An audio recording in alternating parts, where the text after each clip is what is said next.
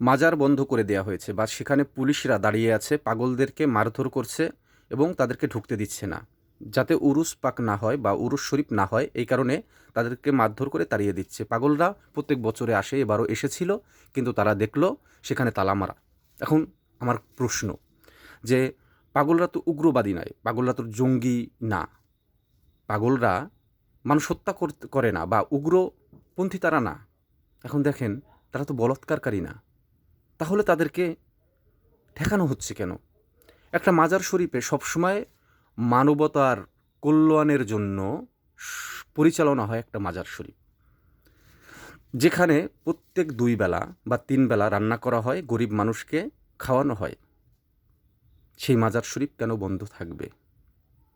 এটা হচ্ছে প্রশ্ন। এখন এই মাজার শরীফগুলো যেখানে পাগলরা যায় বা সুফিগণ যায় বা সুফিবাদীরা যায়, সেখানে যায় আত্মার তৃপ্তি নিতে। যেহেতু অনেক পাগলরা আছে যারা আজমির শরীফে যায়, অনেক আছে সে যেতে পারছে না, আরেকজন আল্লাহর অলির দরবারে গিয়ে ওখান থেকে ফায়েজ লাভ করে বা হাসিল করে, ওখান থেকে দোয়া করে, দোয়ার বরকত লাভ করে বা হাসিল করে।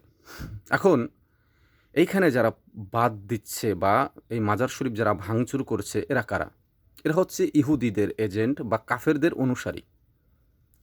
যেমন তারা একটা আয়াতকে অপব্যাখ্যা করে মাজারগুলো ভাঙ্গা হয়। ওই আয়াতটা নাজিল হয়েছিল ইহুদিদের উপরে। আল্লাহর নবী বলেছিলেন, হে আলী, তুমি উঁচু কবরগুলো ভেঙে দাও। তখন আলী উঁচু কবরগুলো ভেঙে দিয়েছিল কাদের? ইহুদিদের। যে ইহুদিদের কবরগুলো ভেঙে দেয়া হয়, তারা ছিল ইহুদিদের কি? আলেম। এখন ওই আয়াতটাই ইহুদিরা মুসলমানের উপরে লাগিয়ে দিয়েছে, যারা মুহাম্মদ সাল্লাল্লাহু আলাইহি সাল্লামের প্রেমিক বা আশেক বা আল্লাহর অলি, তাদের উপরে। প্রত্যেকটা কষ্টের প্রতিফল আজ মুসলমান ভুগছে। কিন্তু মুসলমান, আল্লাহ নবী বলেছিলেন যে আমি 2টা জিনিসে আমার উম্মতকে দিয়ে ডরাই। সেটা 1 হচ্ছে নারীতে আসক্ত হবে, 2 হচ্ছে টাকা, অর্থাৎ সম্পদের কাছে তারা বিক্রি হয়ে যাবে। দেখেন, প্রত্যেকটা দেশে ক্ষতিগ্রস্ত হয়েছে কারা? মুসলমান। প্রত্যেকটা দেশে ক্ষতিগ্রস্ত হচ্ছে কারা? মুসলমান। কোনো ইহুদি হচ্ছে না, কোনো হিন্দু হচ্ছে না, কোনো বৌদ্ধ হচ্ছে না, কিন্তু মুসলমানরা নিজেদের রাজ্য ধ্বংস করে দিচ্ছে। কিসের কারণে? টাকার কারণে, নারীর কারণে। আজ সেই মুসলমান কোথায়? যে বাদশাহ সালাউদ্দিন আইয়ুবীর মতো, তারা কোথায়? তারা হারিয়ে যাচ্ছে। কেন?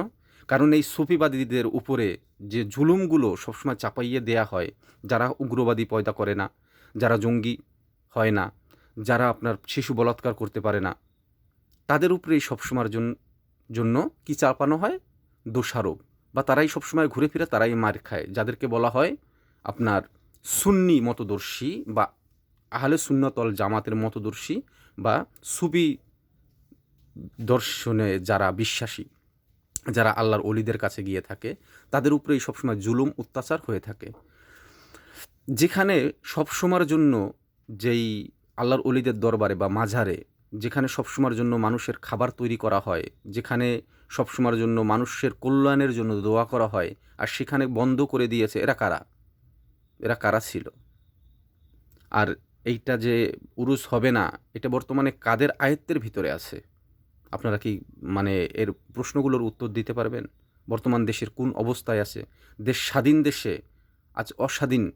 আর যদি কখনো এই গোষ্ঠীটা ক্ষমতায় আসতে পারে, এরা যদি কখনো ক্ষমতায় আসতে পারে, এই দেশটা কি হবে? মানে এই দেশের পরিণতি কি? এই দেশটাকে এরা জাহান্নামের বা জাহিলিয়াতের যুগের থেকেও মানে ভয়ঙ্কর জায়গায় নিয়ে যাবে? যারা প্রত্যেকটা কথায় কথায় বলে, আমরা 1 ইঞ্চি মাটি ছাড়ব না পৃথিবীর। আমরা প্রত্যেকটি মাটি আমরা ইঞ্চি ইঞ্চি করে নিয়ে নেব। আসলে কি আল্লাহর নবী এরকম হুকুম কখনো দিয়েছে? আল্লাহর নবী বলেছে, সারা জীবন ইসলাম কায়েম করো, ইসলাম প্রতিষ্ঠা করো, অর্থাৎ শান্তি ছড়িয়ে দাও সারা পৃথিবীতে, সারা বিশ্বে। 1 ইঞ্চি মাটি যাতে কখনো কি থাকে না? বাদ থাকে না। প্রত্যেকটা জায়গায় ইসলাম পৌঁছে দাও তোমরা, অর্থাৎ শান্তি পৌঁছে দাও।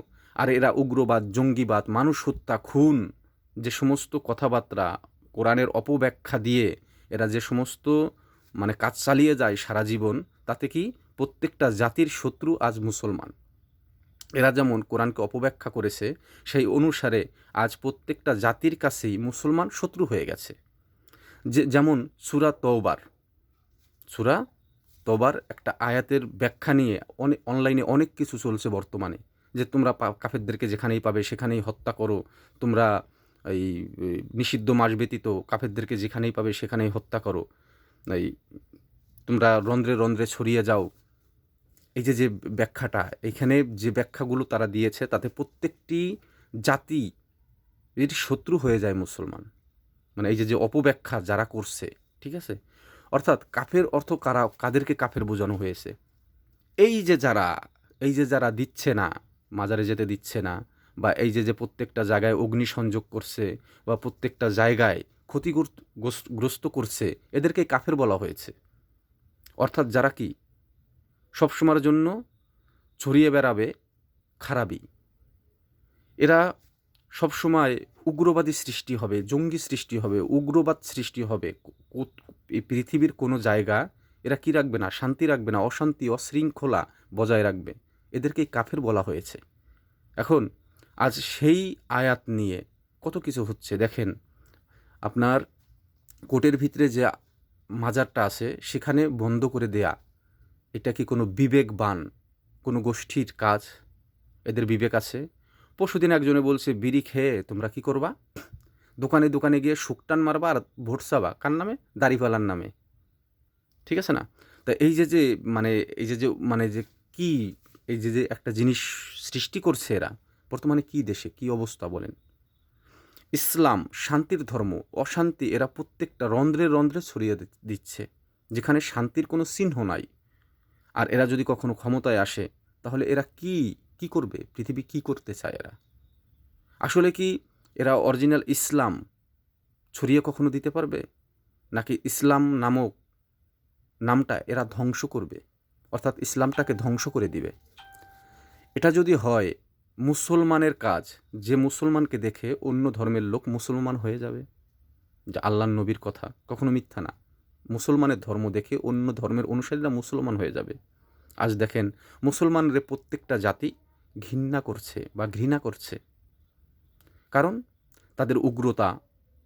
এখন তাদের মুসলমান এখন আর মুসলমান নাই। মুসলমানের ভিতরে যে কাফের হয়ে গেছে মুসলমান তা জানেও না, কিন্তু তারা দাবি করছে আমরা মুমিন। অনেক আলেম বর্তমানে কি হচ্ছে, নাস্তিক হয়ে যাচ্ছে, তারা নিজেরা জানতেও পারছে।